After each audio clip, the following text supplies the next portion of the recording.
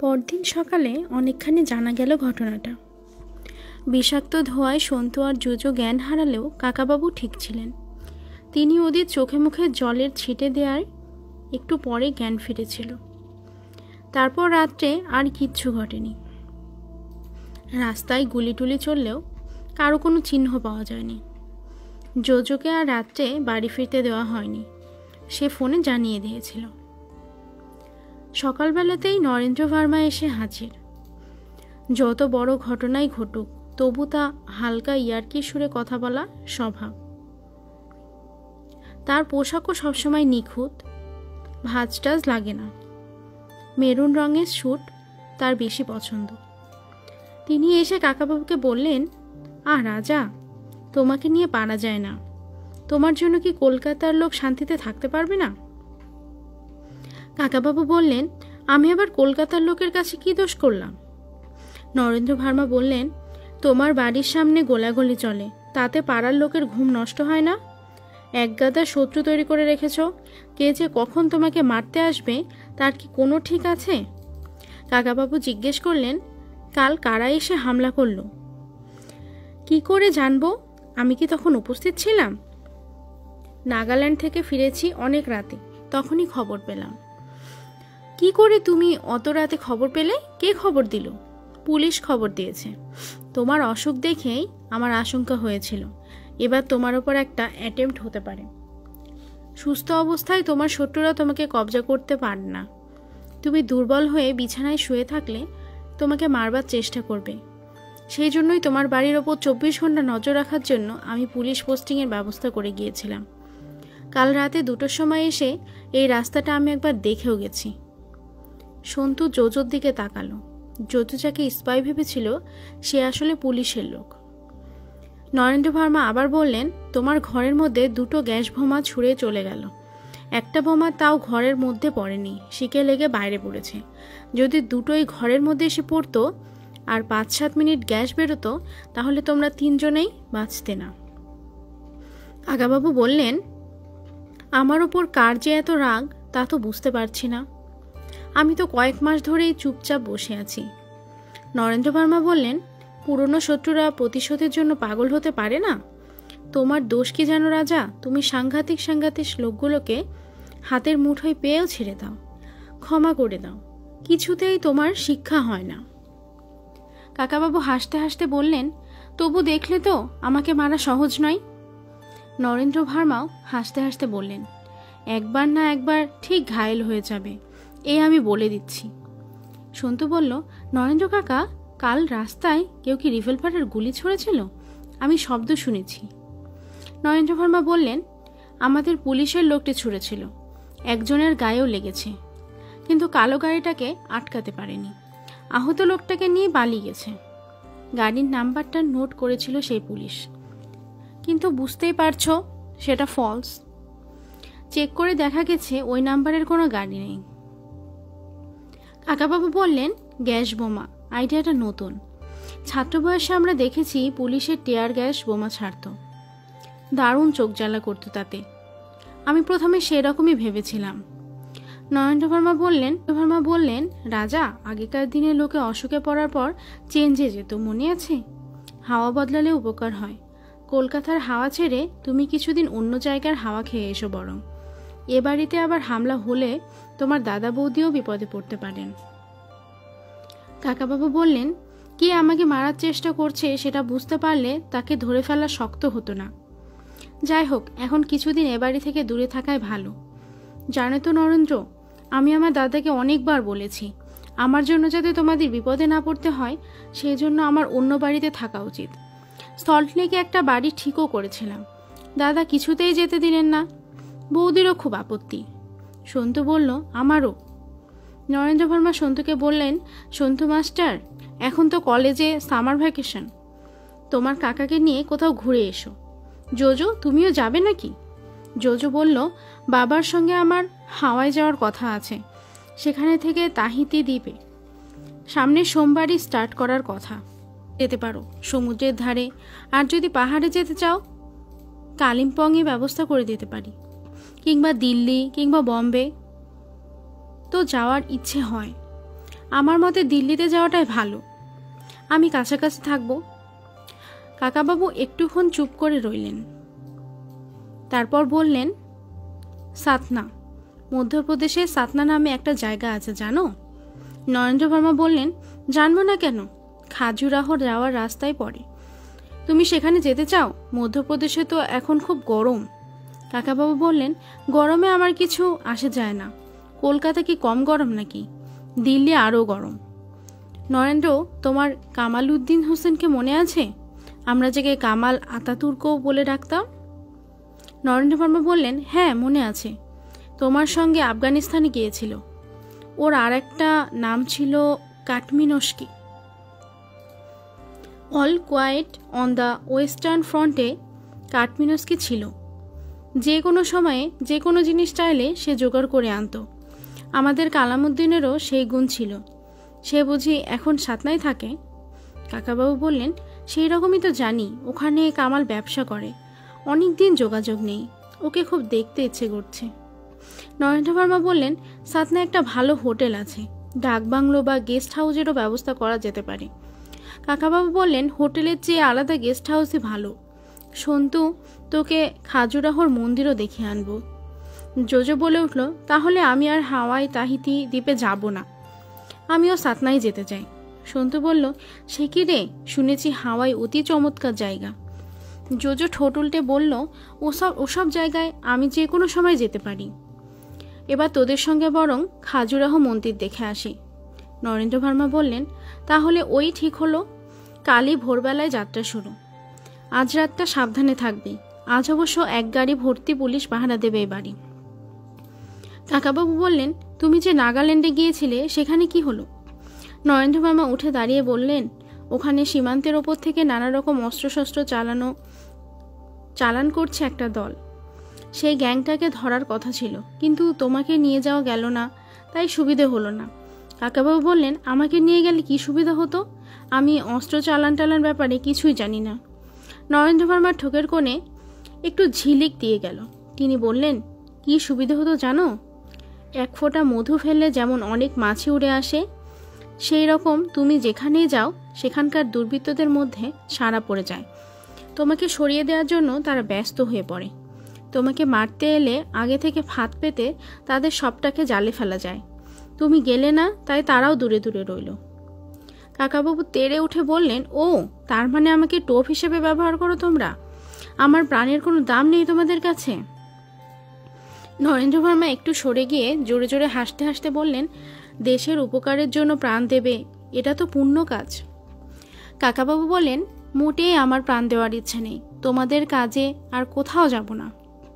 নরেন্দ্র ভার্মা বললেন, কাল ভোর 5:30টার মধ্যে সবাই রেডি থাকবে।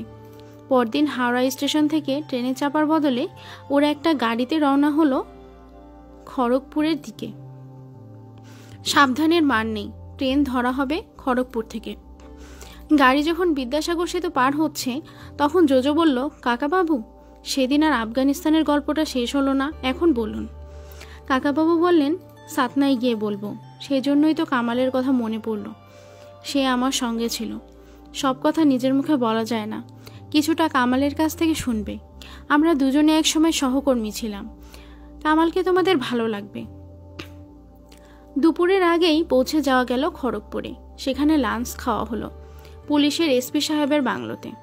নরেন্দ্র ভার্মা সব ব্যবস্থা করে দিয়েছেন, কিন্তু নিজে আসেননি। তিনি ব্যস্ত মানুষ, দিল্লি ফিরে গেছেন।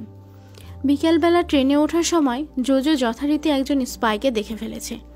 কাকাবাবু বললেন, বলা যায় না, স্পাইয়ের ব্যাপারে জোজো এক্সপার্ট। সন্তু, নজর রাখিস, আমি ট্রেনে বই পড়ব আর ঘুমোবো। ওদের টিকিট হয়েছে একটা ফার্স্ট ক্লাস বগিতে। একটা কিউবিকালে 4টে বার্থের মধ্যে 3টে ওদের 3 জনের। অন্য বার্থটিতে একজন মহিলা। মাঝবয়সী মহিলাটি কেমন যেন গোমরা মুখ, একটা পত্রিকা খুলে পড়তে লাগলেন। ট্রেন ছাড়ার একটু পরেই তিনি উঠে গেলেন বাইরে। তারপর একজন টাকমাথা বেটে লোক এসে সেখানে বসে চেয়ে রইল জানালার বাইরে। সেই লোকটিও 5 মিনিট পরে ধর্মড়িয়ে উঠে চলে গেল। আর সঙ্গে সঙ্গে ঢুকলো একজন দাড়িওয়ালা লম্বা লোক। লোকটি বেশ টেরা। এই লোকটিকে দরজার কাছ থেকেই দেখেই ট্রেনে ওঠার সময় জোজো স্পাই বলে শনাক্ত করেছিল। জোজো সন্তুর দিকে তাকিয়ে চোখ টিপল। কাকাবাবু ওপরের বাঙ্কে শুয়ে বই পড়তে পড়তেও এই সব লোকজনদের আসা যাওয়া লক্ষ্য করছেন। টেরা লোকটি প্যান্ট ও হাফ শার্ট পরা, বসে পড়ে পা দোলাতে লাগলো জোরে জোরে। উল্টো দিকে সন্তু ও জোজো পাশাপাশি। লোকটি ওদের দিকে তাকাচ্ছে, কিন্তু কোনো কথা বলছে না, অথচ কিছু যেন বলতে চায়। সন্তু নিয়ে এসেছে হেমন্ত কুমার রায়ের রচনাবলী, যখের ধন আবার যখের ধান। এর মতন পুরনো লেখাগুলো তার আবার পড়তে ইচ্ছা করে। মাঝে মাঝে হাসি পায়। জোজো তাকে পড়তে দিচ্ছে না, মাঝে মাঝে হাঁটুতে ধাক্কা মারছে। টেরা লোকটা একসময় সন্তুর দিকে চেয়ে বলল, তোমরা ভাই কত দূর যাবে? সন্তু কিছু বলার আগেই জোজো ফস করে বলে দিল, কন্যাকুমারিকা। উপরের বাঙ্কে কাকাবাবু খুব করে একটু হেসে ফেললেন। জোজো তার স্পাইটিকে ভারতের শেষ সীমা পর্যন্ত দৌড় করাতে চায়। এই ট্রেন যাবে মোটে জব্বলপুর পর্যন্ত। লোকটি খানিকটা অবাক হয়ে বলল, এই ট্রেন কি অত দূর যাবে? জোজো গম্ভীরভাবে বলল, মাঝপথে নামতে হবে, আমাদের কাজ আছে। এই লোকটিও উঠে গেল বাইরে। জোজো বলল, দেখলি সন্তু আমাদের কাছ থেকে খবর জেনে নেওয়ার চেষ্টা করছিল, কেমন গুলি। উপর থেকে কাকাবাবু বললেন, তোমরাও লোকটিকে জিজ্ঞেস করলে না কেন আপনি কত দূর যাবেন? সেটাই ভদ্রতা। জোজো বলল, সেটা সন্তুর জিজ্ঞেস করা উচিত ছিল, আমি ডিফেন্সে খেলি। আরও একজন লোক এলো এরপর, কুচকানো ধুতি আর সিল্কের পাঞ্জাবি পরা, মাথার চুল ঢেউ খেলানো, নাকের নিচে সরু তলোয়ারের মতন গোফ, গায়ের রং ফর্সা, গুনগুন করে গান গাইছে। এই লোকটি বেশ হাসি খুশি ধরনের। বসে পড়ে বলল, নমস্কার, আমাদের দলের মোট 9খানা টিকিট, তার মধ্যে 1খানা আপনাদের এখানে। এই সিটে কে বসবে তা ঠিক করতে পারছে না, আপনাদের অসুবিধা হচ্ছে না তো? কাকাবাবু বললেন, না বসুন না, আপনাদের যাত্রা পার্টি বুঝি? লোকটি বলল, আগে হ্যাঁ, বাগদেবী অপেরা, জব্বলপুরে 5টা শো আছে। সন্তু আর জোজো দুজনেই অবাক হলো। কাকাবাবু কি করে বুঝতে পারলেন? কাকাবাবু লোকটিকে বললেন, আপনি যে গানটি গাইছিলেন সেটা কদমতলায় কে এসেছে হাতেতে তার মোহনবাসী, তাই না? ছোটবেলায় আমি খুব যাত্রা শুনতাম, এখন কি আর এসব পুরনো পালা চলে? লোকটি বলল, এখন লোকে আবার আগেকার অনেক পালা দেখতে চাইছে, নতুনগুলো একঘেয়ে হয়ে গেছে। কাকাবাবু জিজ্ঞেস করলেন, আপনিই বুঝি হিরো, আপনার নাম কি? লোকটি হেহে করে হেসে বলল, আমার বাপ মায়ের দেওয়া নাম যাদুগোপাল চক্রবর্তী, কিন্তু এ লাইনে ওরকম নাম চলে না, তাই ডালিম কুমার নাম নিয়েছি। কাকাবাবু বললেন, ডালিমবাবু, আপনার সঙ্গে পরিচয় হয়ে খুব খুশি হলাম। আপনি নামকরা লোক, আপনি ওই গানটা ভালো করে শোনান না। ডালিম কুমার 2 হাতে নেড়ে মেজাজে গান ধরলেন। কাকাবাবুও খুব তারিফ করতে লাগলেন হাততালি দিয়ে দিয়ে। সন্তু আর জোজোর মোটেই ভালো লাগলো না, কেমন যেন নাকি নাকি সুর। গানটা হঠাৎ এক জায়গায় থামিয়ে ডালিম কুমার বললেন, এ লাইনের ট্রেনে প্রায়ই ডাকাতি হচ্ছে, রাত্রির বেলা সাবধানে থাকতে হবে। সন্তু বলল, ট্রেনে ডাকাতির কথা খবরের কাগজে মাঝে মাঝে পড়ি, আমরা যতবার ট্রেনে চেপেছি কখনো দেখিনি। জোজো বলল, বাহ, আরাকো ভ্যালি যাওয়ার সময় কি হয়েছিল মনে নেই? সন্তু বলল, সে তো অন্য ব্যাপার, ডাকাতটা কি মানুষ ধরে নিয়ে যায় নাকি?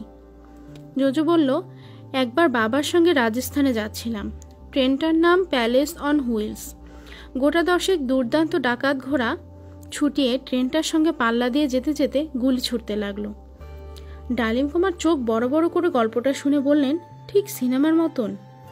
তারপর বললেন, যদি সত্যি ডাকাত পড়ে তাহলে বাধা দেওয়ার চেষ্টা করো না ভাই, ঘড়ি টাকা পয়সা যা আছে দিয়ে দেয় ভালো, নইলে প্রাণটা যাবে। এরা বড় নিষ্ঠুর, পট করে পেটে ছোড়া বসিয়ে দেয়। আমার হাতে যে 5টা আংটি দেখছো, এর একটাও সোনার নয়, সব গিল্টি করা, পকেটে থাকে মোটে 100 টাকা। কাকাবাবু বললেন, দরজা ভালো করে লক করে দিলেই তো হয়, তাহলে আর ডাকাত ঢুকবে কি করে? ডালিম কুমার তক্ষণে উঠে দরজা বন্ধ করে দিলেন, কিন্তু খানিক বাদেই কে যেন দরজায় ধাক্কা দিল বাইরে থেকে। ডালিম কুমার ভয় ভয় চোখে বললেন, খুলবো? কাকাবাবু বললেন, মোটে তো 8টা বাজে, দেখুন বোধহয় আপনারই দলের লোক, তাছাড়া খাবার দিতেও তো আসবে। ডালিম কুমার জিজ্ঞেস করলেন, কে? বাইরে থেকে উত্তর এলো, খুলুন, টিকিট চেকার।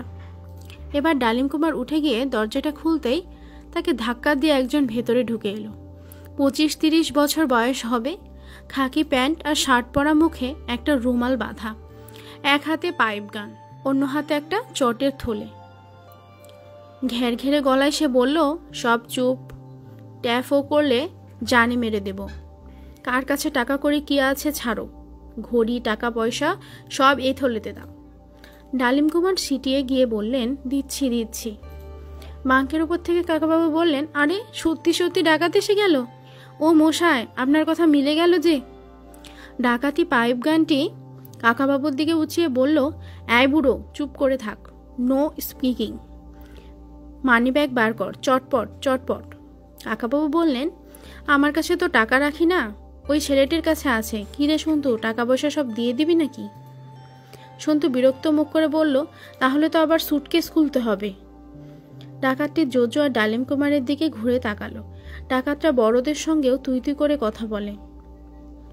সে ডালিম কুমারকে বলল, আংটিগুলো খোল, টাকা বার কর।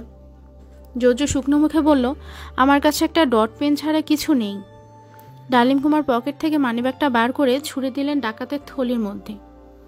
তারপর আংটিগুলো খুলতে লাগলেন। সন্তু নিচে হয়ে সিটের তলা থেকে সুটকেসটা বার করছে। ডাকাতটা তার পেছনে এক লাথি কষিয়ে দাঁত কিরমিরিয়ে বলল, এই দেরি করছিস কেন? স্প্রিংয়ের মতন পেছন থেকে ঘুরে সন্তু ডাকাতটার পা ধরে এক হ্যাচকা টান দিল। সে দড়াম করে পড়ে গেল একদিকে সিটে। সঙ্গে সঙ্গে উঠে সে পাইপ গানটা তোলার চেষ্টা করলো সন্তুর দিকে। সন্তু ততক্ষণে উঠে দাঁড়িয়েছে। সে প্রায় শূন্যে লাফিয়ে উঠে এক পায়ে লাথি কষালো ডাকাতটির গলায়। সন্তু এখন ক্যাপ্টেন ফ্লামিঙ্গো। সে আকাশে উঠতে পারে, মনে মনে বলছে, বিলিবিলি খানটা গুলু। ডাকাতটির হাত থেকে পাইপ গানটা খসে গেছে। সন্তু তাকে ঠেসে ধরেছে একদিকের দেওয়ালে। আর একটি ডাকাত মস্ত বড় একটা ছোরা নিয়ে ঢুকে পড়ল।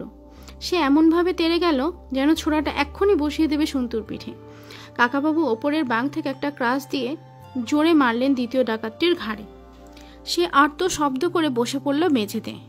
কাকাবাবু উৎফুল্লভাবে বললেন, আর আছে নাকি, আমাকে নামতে হবে? পাশের কিউবিকালে চেঁচামেচি শোনা যাচ্ছে, সেখানেও ডাকাত পড়েছে। জোজো এবার লাফিয়ে গিয়ে চেনটা ধরে ঝুলে পড়ে তার স্বরে চিৎকার করতে লাগলো, ডাকাত ডাকাত। সন্তু প্রথম ডাকাতির হাত থেকে পাইপ গান কেড়ে নিয়েছে। দ্বিতীয় ডাকাতটির হাতে ছোড়াটা এখনো আছে। সে আবার উঠে দাঁড়াবার চেষ্টা করতেই কাকাবাবু বললেন, এই যে দেখে নাও আমার হাতে এটা কি রয়েছে। কাকাবাবু রিভলভারটা ঠিক তার কপালের দিকে তাক করা। সে এক লাফে চলে গেল দরজার বাইরে।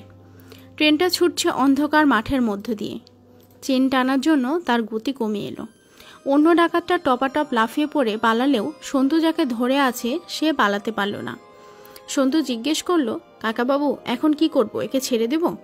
কাকাবাবু কড়া গলায় বললেন, না, ধরে থাক, ওকে পুলিশে দিতে হবে।